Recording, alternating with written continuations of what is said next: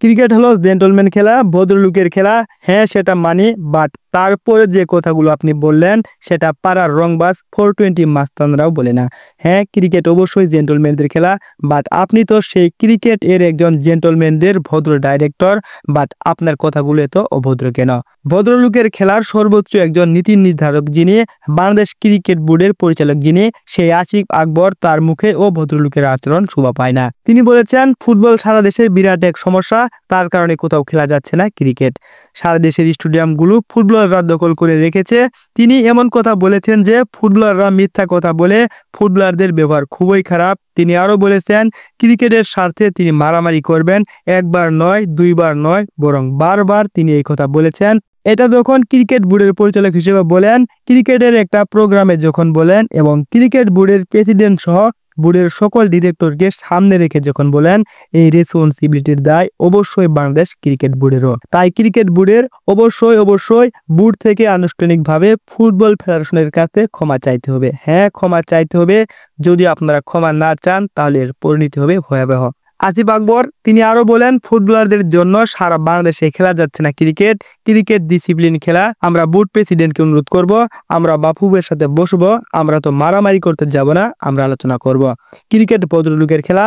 But Asif Akbar সাহেব, আপনি হয়তো ভুলেই গেছেন এই ক্রিকেট থেকেই উঠে এসেছিল নারী ক্রিকেটদের যৌন হয়রানির মতো ঘটনা। তাছাড়া ব্যাটিং এর দায়ে খেলোয়াড় নিষেধের ঘটনাও তো দেশের ক্রিকেটে প্রায় ঘটে।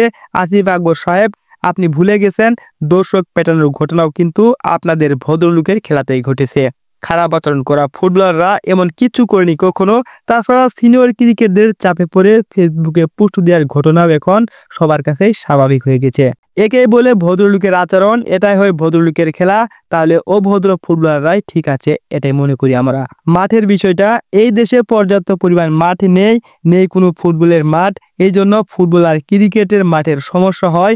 ফুটবল তো জোর করে মাঠ দখল করে রাখেনি, সরকার থেকে বরাদ্দ নিয়ে খেলছে ফুটবল। পারলে আপনারাও নিন না কেন? আপনারা মুখে আঙ্গুল দিয়ে বসে আছেন কেন? অবশ্য ক্রিকেটকে বরাদ্দ দেওয়ার খুলনার স্টেডিয়ামও তো ওইভাবেই পড়ে আছে বছরের পর বছর, সেখানে আপনাদের নজর নেই কেন?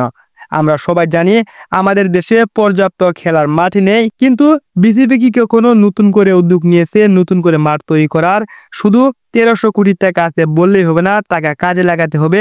আপনারা তো পারেন সরকার বাফুফে সবাই একসঙ্গে মিলে স্টেডিয়াম বানাতে, যেখানে ক্রিকেট ফুটবল একসাথে খেলা যাবে, যেখান থেকে উঠে আসবে বাংলাদেশের নতুন উদীয়মান ফুটবলার এবং ক্রিকেট তারকারা।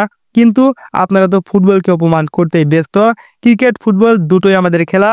আমরা যেমন ফুটবলকে ভালোবাসি, তেমনি দেশের ক্রিকেটকেও আমরা ভালোবাসি। কারণ দেশটা আমাদের, দলটা আমাদের, ক্রিকেটও আমাদের, ফুটবল আমাদের। আমাদের খেলোয়াড়দের নিয়ে, আমাদের খেলাকে নিয়ে, আমাদের ফুটবলকে নিয়ে কিছু বললে তার পরিণতি ভালো হবে না বলছি। একটা লোককে অপমান করা, একটা খেলোয়াড়কে অপমান করার জন্য অতি দ্রুত ফুটবল ভক্তদের কাছে নিঃশর্তভাবে ক্ষমা চাইতে হবে আপনাকে। ফুটবল প্রেমী বন্ধুরা, আমাদের দেশে এমন কিছু লোকের জন্যই বাংলাদেশের ফুটবল কিংবা ক্রিকেট উন্নতি লাভ করতে পারছে না। যদি আমাদের ক্রিকেট বোর্ডের একজন সম্মানী ডিরেক্টরের আলোচনা বা ওনার কথাবার্তা এমন হয়, তাহলে এই আলোচনার উপর ভিত্তি করে কখনোই প্রবাসের নামি দামি এবং নাম করা ফুটবলাররা দেশে আসতে চাইবে না। মূলত এই সমস্যার জন্য ইংলিশ প্রিমিয়ার লিগের ফারালে ওয়াহিদ আছেন, তিনিও যদি আসিফ আকবরের এই কথাগুলো শুনেন, তিনিও বাংলাদেশে খেলতে আসবেন না। ধন্যবাদ সবাইকে। আসসালামু আলাইকুম।